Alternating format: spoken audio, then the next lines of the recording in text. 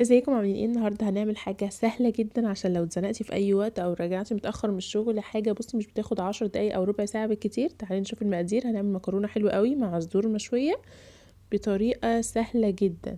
تعالي نجيب جريل على النار او اي طاسه مش بتلزق. هنبهر الصدور بتاعتي من جهتين بملح وفلفل وبابريكا بس، مش هحط عليها اي بهارات تانية. هبدأ احط اي مادة دهنية عندي في الطاسة. اول ما تسخن هبدأ انزل بالصدور بتاعتي بالشكل ده، هرصها. اول ما يتغير لونها هقلبها على الجنب التاني عشان تاخد لون برضو، وهبدأ ازود شوية مية واوطي عليها واغطيها واسيبها تستوي خالص.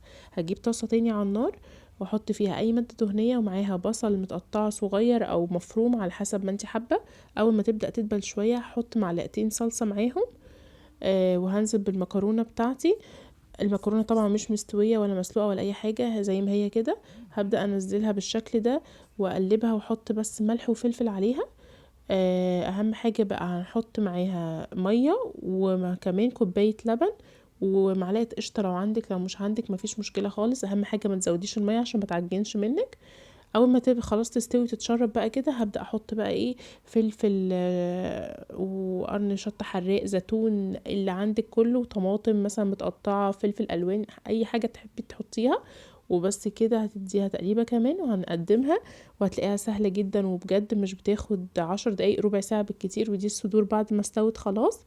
هحط عليها رشه زعتر بس من فوق كده، والف هنا، وهستنى رأيك.